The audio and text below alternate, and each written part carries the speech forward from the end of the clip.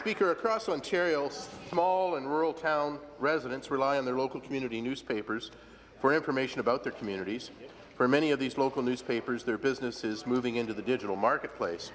The Ontario Interactive Digital Media Tax Credit once provided small local media companies with funds to help during this transition to the digital world. This government has cut that funding. Small local newspaper companies don't have large staff resources and could use the extra funds to assist with their digital transformations. Speaker, will the government review the decision to cut this credit and help small local media companies? Thank you. Premier. Tourism, Culture and Sport. Minister of Tourism, Culture and Sport. Speaker, thank you very much for the question to the honourable member opposite. And Speaker, I think he knows as well as we do that we care a great deal about facts, Speaker, and the local media markets that support them. In particular, we consider the local newspaper sector, which we need to thrive, Speaker, is incredibly important. I'm glad that the member opposite has brought this to my attention. I look forward to speaking with him about it and having a conversation about how, working together, Speaker, we can ensure that these local media markets thrive, because in today's information age in particular, it's really important that public life and politicians in particular have access to these local media markets so that people stay close to their government and understand how to unpack it, Speaker, and how it can make a difference in their everyday lives. I thank you for the question, Mr. Speaker. Thank you. Supplementary. Speaker, back to the Premier.